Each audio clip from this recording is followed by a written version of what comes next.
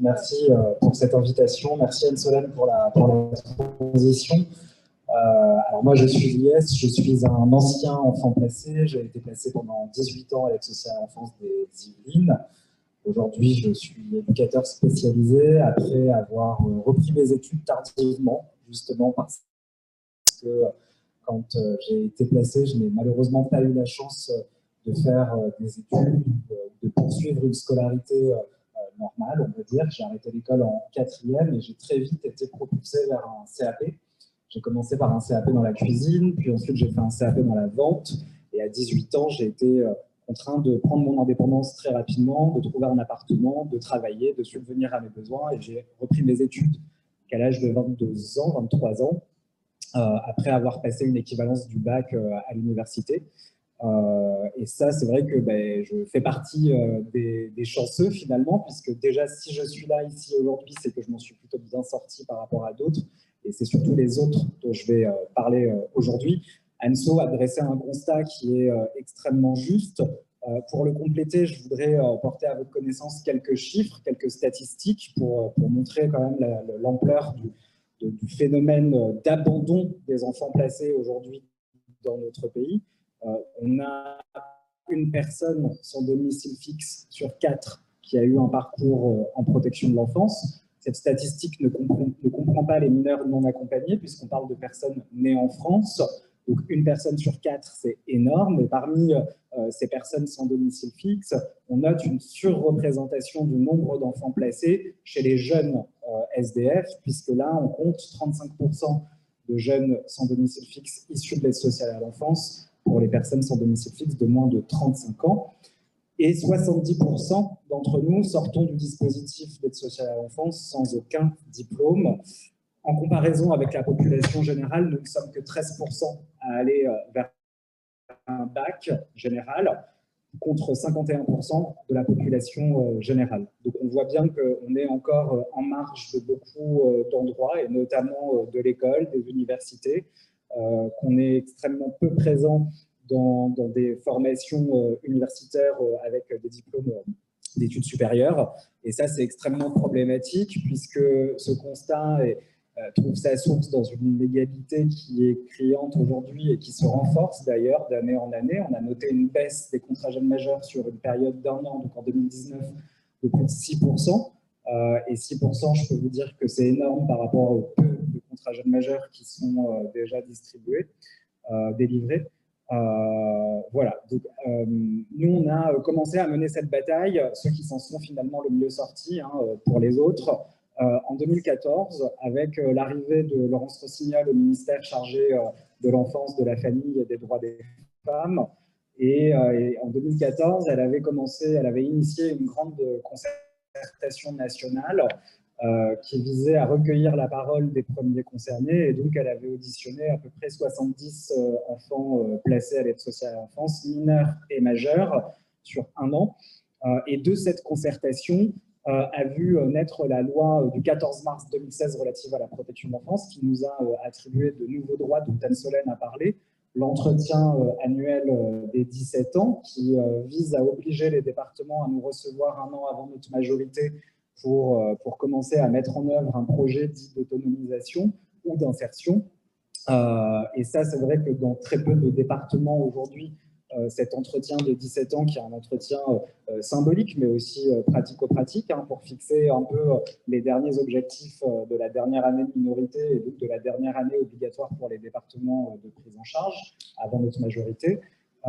Et donc, ce droit nouveau, par exemple, on note que très peu d'enfants placés, finalement, en ont bénéficié. Et c'est extrêmement grave pour nous parce qu'on s'est quand même énormément battu pour ça. Ce qu'on a obtenu en 2016, finalement, c'était vraiment le minimum syndical. Voilà.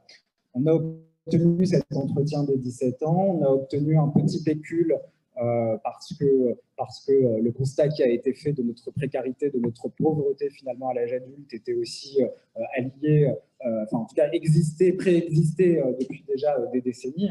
Je veux dire, ces difficultés rencontrées par les enfants placés, elles ne datent pas que de la période ASE, elles datent aussi de la DAS, de l'assistance publique. Moi, je pense souvent au témoignage d'Elina Dumont, qui est une ancienne enfant placée et qui a écrit un livre qui s'appelle « Longtemps j'ai habité dehors », de la DAS à la rue, de la rue à la scène. Et Elina a 55 ans aujourd'hui, et Elina, à 18 ans, avait déjà été jetée à la rue à son époque. Et donc, au travers de cette loi du 14 mars 2016, Laurence Rossignol a demandé à ce que l'allocation de rentrée scolaire soit mise sur un compte à la Caisse des dépôts, compte que l'on peut mobiliser, en tout cas, argent que l'on peut récupérer à partir de notre majorité.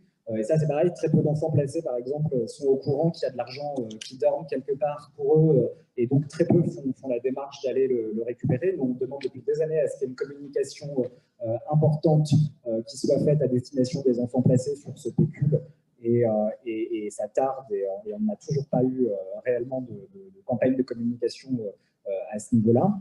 On a obtenu également en 2016 quelque chose de fondamental, qui est l'interdiction de mise à la rue pendant l'année scolaire, donc jusqu'à la fin de l'année scolaire en cours.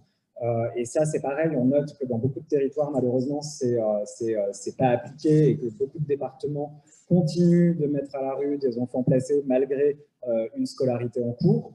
Donc voilà, il y a un peu un petit ras-le-bol de voir que malgré la mobilisation des enfants placés, des professionnels qui sont à nos côtés, et donc pour conquérir de nouveaux droits, que ceux-ci ne soient toujours pas respectés. Donc on a remis ce sujet dans le cadre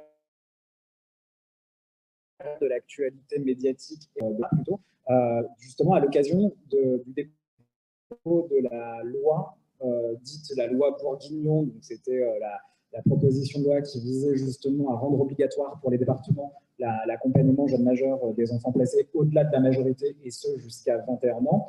Donc on avait un texte qui avait été extrêmement bien ficelé, sur lequel on était en accord total. Et ce dont je vais vous parler aujourd'hui, c'est davantage de ça d'ailleurs, parce que pour moi, c'est un fiasco politique qui est intéressant de raconter, parce qu'il démontre à quel point on est encore extrêmement mal considéré dans notre société, et à quel point on va avoir besoin ces prochains mois, ces prochaines semaines, ces prochaines années d'énormément de soutien. Donc cette PPL de Brigitte Bourguignon donc, prévoyait cette obligation pour les départements, et elle avait été mise à l'ordre du jour en 2019, pardon, donc débattue au Parlement en 2019 à l'arrivée d'Adrien Taquet. Et malheureusement, quand cette PPL a été mise à l'ordre du jour, c'était quelques mois, un mois après la nomination d'Adrien Taquet. Et donc, on avait publié le matin même de l'examen en séance publique une tribune dans l'IB, d'ailleurs, que certains d'entre vous avaient signé à l'époque, justement pour soutenir cette démarche-là. Et le jour de l'examen en séance publique, le gouvernement a amendé la quasi-totalité des articles de cette proposition de loi en aggravant finalement notre situation et en ne maintenant pas un statu quo. Le gouvernement a décidé en première lecture, en amendant, de rajouter des conditions pour pouvoir bénéficier d'une protection après 18 ans, une condition notamment de temporalité de prise en charge à l'aide sociale en France. Donc, il fallait, pour bénéficier d'un contrat d'accès à l'autonomie créé par cette fameuse loi qui n'a pas été votée en deuxième lecture, et qui ne s'applique pas aujourd'hui, mais qui est dans les tiroirs, même peut-être potentiellement mise à l'ordre du jour bientôt au Sénat. On n'est pas à l'abri.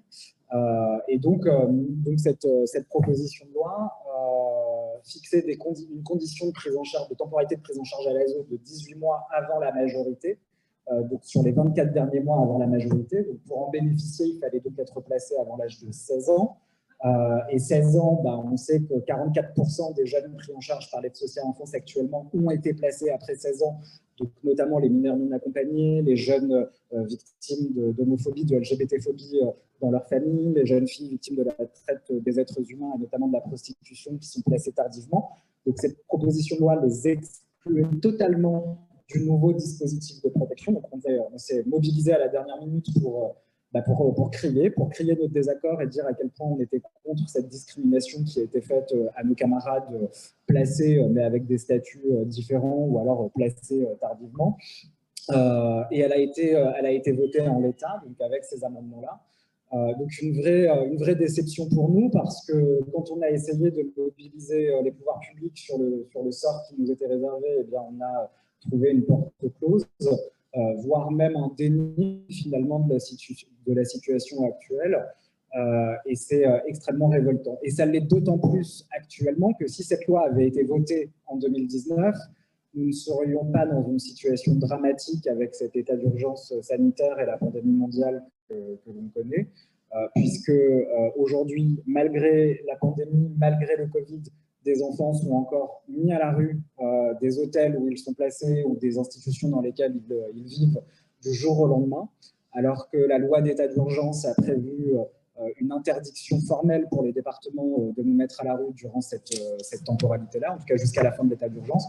Et on note que malgré une crise mondiale qui vient impacter la vie de chacun, de chacune, et de façon importante, eh bien, les départements continuent encore de faire preuve de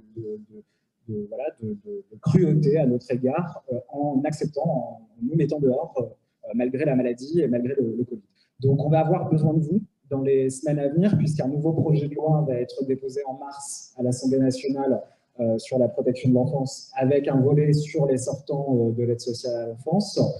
Léo l'a dit dans son propos introductif, on a été soutenu par les professionnels du travail social, mais c'était assez marginal finalement par rapport au nombre que l'on est. Donc voilà, moi je vous invite à vous mobiliser à nos côtés, à demander à ce que les départements agissent en bons parents, parce que c'est aussi de cela dont il s'agit philosophiquement.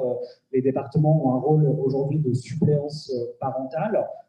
Vous, vos enfants, vous êtes soumis à une obligation alimentaire. Vous avez interdiction de les laisser vivre à la rue sans moyens, sans nourriture et sans argent. Eh bien, cette obligation alimentaire, elle doit aussi aujourd'hui s'imposer au département pour rompre ce cercle vicieux qui se perpétue de génération en génération et qui consiste finalement à tolérer que des enfants mis sous la protection de la puissance publique se retrouvent à la rue avec des perspectives d'avenir bien sombres, puisqu'on n'est pas seulement surreprésenté dans la rue, on est aussi surreprésenté en milieu carcéral, on est surreprésenté en psychiatrie, dans les services de psychiatrie, on est surreprésenté dans la population des chômeurs, et ça doit tous nous inquiéter, puisque c'est de l'argent qui est jeté par les fenêtres. La protection de l'enfance, c'est quand même 9 milliards de budget annuel hors masse salariale des fonctionnaires territoriaux. Donc, ce n'est pas un petit budget, c'est un budget qui est conséquent, 9 milliards. Nous, ce qu'on demande, c'est 500 millions pour poursuivre l'accompagnement de toutes et de tous, sans exception. Donc, je pense que nos demandes ne sont pas, énormes, elles ne sont pas irresponsables et elles sont plutôt adaptées à la situation et justifiées encore plus par la situation sanitaire.